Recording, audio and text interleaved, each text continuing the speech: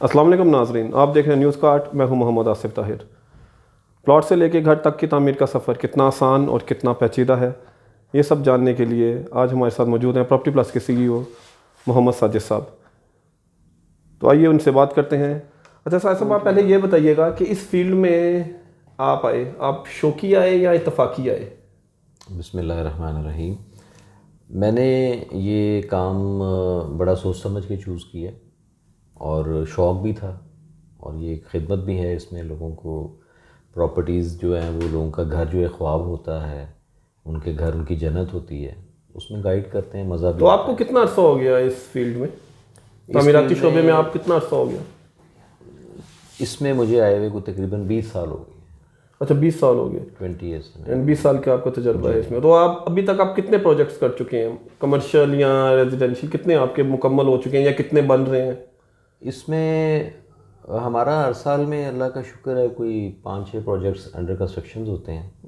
ہم لوگوں کے بھی بناتے ہیں، اپنے بھی بناتے ہیں، اور اس کے علاوہ ویسے کتنے بنا چکا ہوں میرا خیال ہے مجھے بھی گنتی نہیں ہوگی۔ اچھا ٹھیک ہو گیا، کافی کام ہو چکا، کافی کام کر چکے ہیں۔ تو سر آج کل پراپرٹی کا رجحان کیا چل رہا ہے؟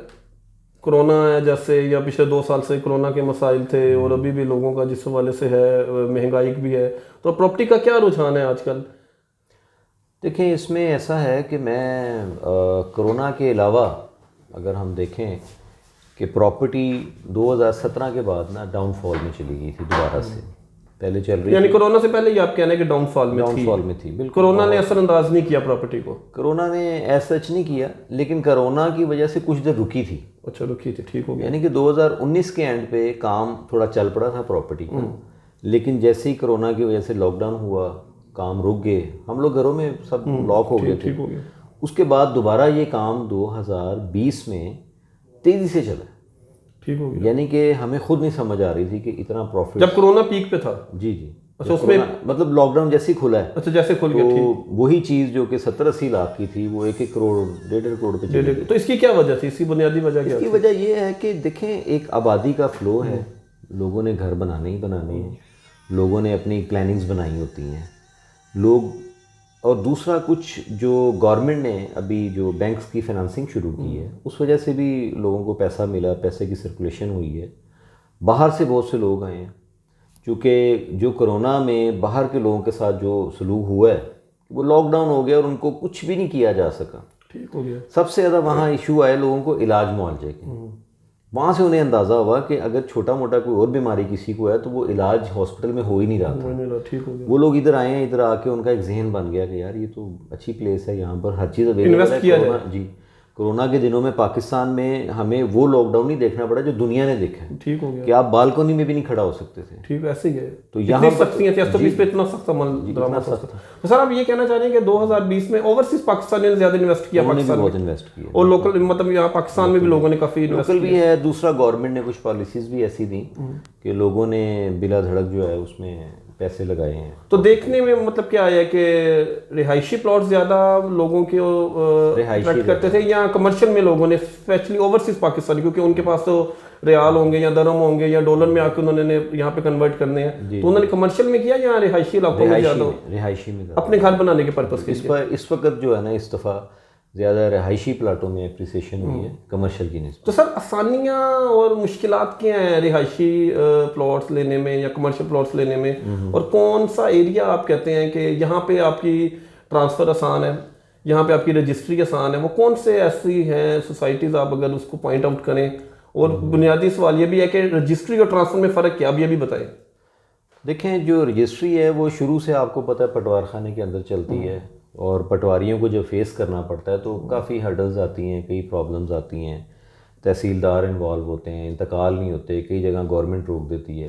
میں سمجھتا ہوں ایز سچ رجسٹری کے اگر آپ سوسائٹیز میں جاتے ہیں جہاں صرف ٹرانسفر ہوتا ہے، ٹرانسفر اور رجسٹری میں مین جو ڈفرینس ہے وہ یہ ہے کہ ٹرانسفر میں آپ سوسائٹی میں جاتے ہیں، ان کا ایک کوآپریٹیو والوں نے ایک سسٹم دیا ہوا ہے جس کے تحت دونوں کی تصویریں وغیرہ، کوآپریٹیو وہ ہولڈنگ ہو، اتھارٹی ہو، جی اتھارٹی، ہاں LDA نے بھی بنا دیا، LDA نے بھی بنا دیا، اور وہ پورا سسٹم جو ہے نا ایک دوسرے سے لنک اپ ہے. ٹھیک ہو گیا ٹرانسفر جی ٹھیک ہو گیا.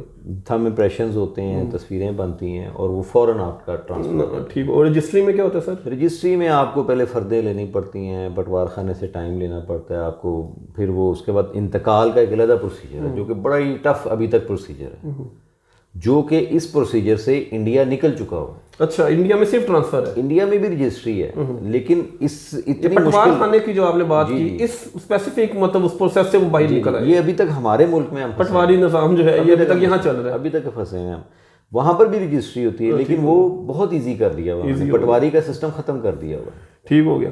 تو سر اس میں اگر انویسٹمنٹ کے لحاظ سے لوگ جس طرح آپ بتا رہے ہیں اوورسیز پاکستانیوں نے کافی انویسٹمنٹ کی, تو انہوں نے پلاٹ میں کی یا بنے بنائے گھر بھی لیے, اور جو لوگ بنے بنائے گھر لیتے ہیں ان میں کیا چیز ان کے لیے زیادہ ضروری ہے دیکھنے والی, کہ جس نے بنا بنایا گھر لینا ہے تو کیا چیز وہ مد نظر رکھے گھر لینے میں کہ یہ چیز گھر میں ہے تو وہ اس کو اوکے کر سکتا ہے؟ آپ کی کیا ایکسپرٹیز ہے اس بارے میں؟ یہ ڈیپینڈ کرتا ہے آپ کی انویسٹمنٹ. سارے اوورسیز پاکستانی اتنا پیسہ نہیں باہر سے لاتے, چاہے لوکل بھی ہو سر, چاہے لوکل بھی ہیں, چاہے وہ پلاٹ لے کے گھر بنائیں یا بنا بنایا لیں, تو اس میں فرق کیا آ جاتا ہے؟ آپ کیا ریکمینڈ کرتے ہیں زیادہ؟ دیکھیں, بنا ہوا گھر ظاہری بات ہے جس نے فوراً شفٹ ہونا ہے اس کو تو اس کے پاس ٹائم نہیں ہے کہ وہ گھر بنائے, اور کنسٹرکشن بھی ایک بہت بڑا مرحلہ ہے ہمارے, لیکن اس کا مٹیریل سر چیک کرنا وہ بھی بہت بڑا کوسچن ہے. بہت بڑا کوسچن ہے, بالکل ہے. تو کئی لوگ اس سے بچنے کے لیے بنے بنائے اچھے گھر خرید لیتے ہیں کہ یار یہ اچھا ہے, لیکن پتہ نہیں چلتا لوگوں کو. کئی دفعہ خریدنے کے بعد پتہ چلتا ہے کہ اس میں یہ پرابلمس تھیں, یہ ایشوز تھے, وہ وڈ ورک ٹھیک نہیں ہوا یا سیمنٹ اچھا نہیں استعمال ہوا یا جو بھی لیکیج ہو گئی. یہ اصل میں یہ ایک بہت بڑا ٹاپک ہے. ٹھیک ہو گیا, اس کو ہم پھر انشاءاللہ کریں گے کہ کنسٹرکشن جو ہے نا انشاءاللہ اس کو کیسے آپ لے کے چلنا ہے. سر ایک اس میں آتا ہے, ایک تو مارکیٹ ریٹ ہے مختلف سوسائٹیز کا, ایک ڈی سی ریٹ ہوتا ہے, وہ اس کا کئی لوگوں کو نہیں پتا, شاید مجھے بھی معلوم نہ ہو, تو آپ یہ بتائیے ڈی سی ریٹ کیا ہوتا ہے؟ ڈی سی ریٹ ہوتا ہے جو آپ کا علاقے میں جو ڈی سی ہو ہے جب وہ ایک ریٹ لگا دیتا ہے کہ جی اس سرکاری ریٹ اتنا مرلہ اپنے پر, اس جیسے ہمارا علاقہ ہے یا کوئی بھی علاقہ ہے کہ جی وہاں پر وہ کہہ دیتا ہے کہ جی یہاں پر مرلہ جو ہے نا 3 لاکھ روپے کا ہے, وہ فکس ہو جائے گا, اس کے اوپر آپ کے ٹیکسز چلیں گے. اس میں بھی بڑے بڑے فراڈ ہو چکے ہیں لوگوں کے ساتھ. اچھا, جو ایف بی آر کی ڈیوٹیز آپ بات کر رہے ہیں وہ اسی سے ریلیٹڈ ہوتی ہے, ڈی سی ریٹ سے ریلیٹڈ؟ اسی سے ریلیٹڈ. نہیں, ایف بی آر کا بھی علیحدہ ریٹ ہے. اچھا, ایف بی آر کا بھی علیحدہ ریٹ ہے, اس کا علیحدہ ریٹ ہے. اچھا, اس کا علیحدہ ریٹ. ابھی ریسنٹلی جو گورنمنٹ نے ریٹس میں رد و بدل کی ہے, انہوں نے ایف بی آر ریٹ کو بڑھا دیا, ڈی سی ریٹ ابھی تک وہی ہے. ڈی سی ریٹ وہی ہے, ٹھیک ہو گیا. یعنی کہ اگر ہم ایک جگہ فیس دے رہے ہیں ایف بی آر کو 90,000 روپے, تو ہم ڈی سی میں جو ہے نا 60,000 روپیہ دے رہے ہیں, وہ کم ہے, اس کا ابھی کم ہے, اس کا ریٹ نہیں بڑھایا گیا. ٹھیک ہو گیا. تو سر لیکن جیسے ایک پلاٹ تو آپ نے لے لیا, اس کے بعد ایک اور پروسیجر آ جاتا ہے ایل ڈی اے سے نقشے کو اپروو کروانا. تو اس میں کتنی پیچیدگیاں ہوتی ہیں یا آسانیاں ہو سکتی ہیں اس حوالے سے؟ ایل ڈی اے کا ایک سرکاری محکمہ, اور سرکاری محکموں کے جو آپ کو حالات معلوم ہی ہیں, تو ایل ڈی اے سے نقشہ پاس کروانا آسان ہے یا تھوڑا پیچیدہ عمل ہوتا ہے؟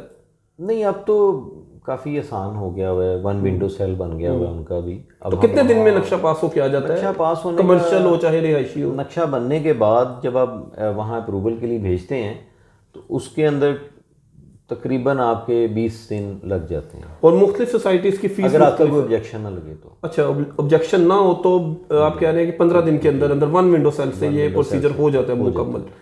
اچھا, ٹھیک ہوگا. تو سر اس میں مطلب فیس کا بھی فرق ہوگا مختلف سوسائٹیوں کی, یا فیس ایک ہی ہے؟ نہیں, فیس فکس ہے پورے لاہور میں. جو اس میں صرف کمرشل اور رہائشی کا فرق ہوتا ہے. اچھا, اب لاہور کی جو مختلف سوسائٹیز ہیں یا مختلف ٹاؤنز ہیں ان کی ایک ہی فیس ہے, کمرشل ہو چاہے رہائشی ہو. جی, اس میں کوئی فرق نہیں آتا. ٹھیک ہو گیا. تو سر اس میں آج کل کافی ٹرینڈ چل رہا ہے, مختلف سوسائٹیاں جو نئی لانچ ہو رہی ہیں انہوں نے مطلب فائلنگ سسٹم شروع کی ہوئی ہے قسطوں کے اوپر, کہ آپ قسطوں پہ انسٹالمنٹ پہ فائل لیں, اور 3 سال بعد آپ کو پوزیشن ملے گا, 2 سال بعد آپ کی انسٹالمنٹ کمپلیٹ ہوں گی, اور پھر ڈفرینٹ ڈیولپمنٹ چارجز بھی ہیں. تو اس بارے میں آپ کیا کہتے ہیں, اس میں انویسٹ کرنا چاہیے؟ جی بالکل کرنا چاہیے, کیونکہ جن لوگوں کے پاس وسائل کم ہیں اور وہ اپنا گھر بھی بنانا چاہتے ہیں فیوچر میں, کیونکہ اب تو 5 مرلے کا پلاٹ کسی بھی جگہ پر جو ہے نا وہ 1-1 کروڑ کا ہو چکا ہوا ہے, لاہور میں خاص اچھی لوکیلٹیز میں دیکھا جائے 1 کروڑ یا 80-70 لاکھ کا ہے. تو اگر وہ قسطوں میں بیچارہ جو ہے وہ انسٹالمنٹ پے کرتا ہے اپنی تنخواہ میں سے اور اس کا گھر بن جاتا ہے فیوچر میں, تو وہ بیسٹ ہے اس کے لیے.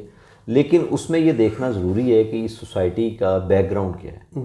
اس کے آنرز جو ہیں وہ کتنے سنسیئر ہیں, انہوں نے اور ان کے مختلف کتنے پروجیکٹس چل رہے ہیں, جی آگے کیا ڈلیور کر چکے ہیں, اگر نہیں کر ان کا رول ماڈل کیا ہے پچھلی سوسائٹی کا, کوئی پریسیڈنٹ ان کا اچھا ہے یا اس حوالے سے, کیونکہ اکثر آیا ہے کہ اس میں کچھ فراڈ بھی لوگوں کے ساتھ ہوا ہے قسطوں کے اوپر, فائلوں کے اوپر, بہت سستی اسکیمیں ہیں ان میں اکثر یہ پرابلم آئی ہے.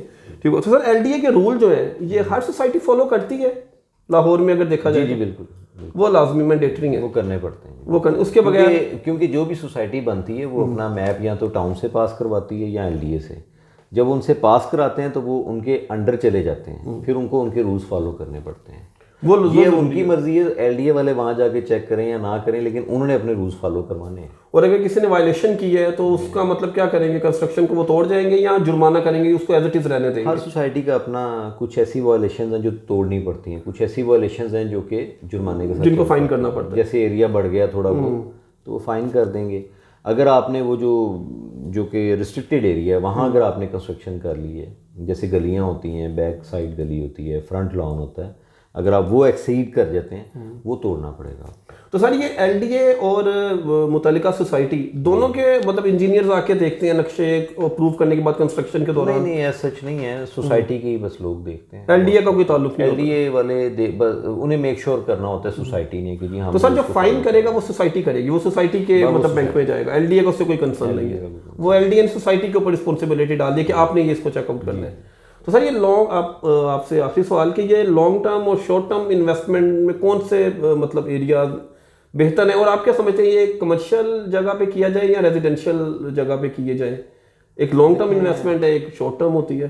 لانگ ٹرم تو یہی ہوگا. پہلے تو ناظرین کو بتائیں لانگ ٹرم ہے کیا, مطلب لانگ ٹرم یہی ہے جیسے آپ فائلز بک کرتے ہیں اور آپ اس میں انسٹالمنٹ پے کرتے ہیں, بائی چانس اگر مارکیٹ بہت اچھی ہے تو لوگوں کو فوراً پروفٹ مل جاتا ہے, ادروائز جب تک وہ آن گراؤنڈ پلاٹ نہیں آئے گا اس کی ویلیوشن نہیں آپ کر سکتے. وہ تو ایک فائل ہے, وہ جب آپ کو پلاٹ ملے گا, ڈیولپ ہوگا, تو اس وقت آپ اس کو ریٹ لگا سکتے ہیں اس کا. باقی جو شارٹ ٹرم تو آپ کوئی بھی پلاٹ بائی کرتے ہیں, اگر اس میں مارکیٹ ٹھیک جا رہی تو آپ کو پروفٹ ہو جائے گا, کچھ بھی آپ لے سکتے ہیں اس میں. لیکن آپ کو میں سب دوستوں کو یہ مشورہ دینا چاہوں گا کہ پراپرٹی خریدتے وقت آپ ایک تو سوسائٹی کا ایریا ضرور چیک کریں, اس کا بیک گراؤنڈ دیکھیں کہ کیا یہ ڈیولپمنٹ دے رہے ہیں کہ نہیں دے رہے ہیں. اب کئی ایسی سوسائٹیاں جن میں سیوریج سسٹم ہی نہیں ڈلتے, جن میں گیس نہیں وہ دے پاتے, بجلی کے مسائل ہیں, اور وہ لوگ بس پلاٹ دے کے تو بھاگ جاتے ہیں. ان چیزوں کو میک شور کریں, ورنہ آپ کا بہت قیمتی پیسہ ہوتا ہے. اور میں سمجھتا ہوں کہ آپ لوگوں کو سوچ سمجھ کے چلنا چاہیے. تھوڑا سا فیوچر میں ہم انشاءاللہ ان کو مشورے بھی دیں گے جی انشاءاللہ. وہ انشاءاللہ اس سے جو کسی کو کوائریز ہوں آپ سے وہ رابطہ کریں, ہم سے کریں. ہم آپ جی جو ہمارا کامنٹ سیکشن ہے اس میں وہ اپنی کوئریز جتنی بھی ہیں وہ اس میں دے سکتے ہیں. تو سر بہت شکریہ آپ کے قیمتی وقت کا. اللہ حافظ, السلام علیکم. جی تو ناظرین یہ تھے محمد ساجد خیل صاحب. امید کرتے ہیں کہ آپ کو ہمارا یہ انٹرویو پسند آیا ہوگا. ہماری ویڈیوز کو لائک کریں, شیئر کریں, اور ساتھ ساتھ چینل کو سبسکرائب کرتے ہوئے بیل آئیکن ضرور دبائیں تاکہ آپ کو ہماری ویڈیوز ملتی رہیں. ملتے ہیں آپ سے اگلی ویڈیو میں, تب تک کے لیے اللہ حافظ.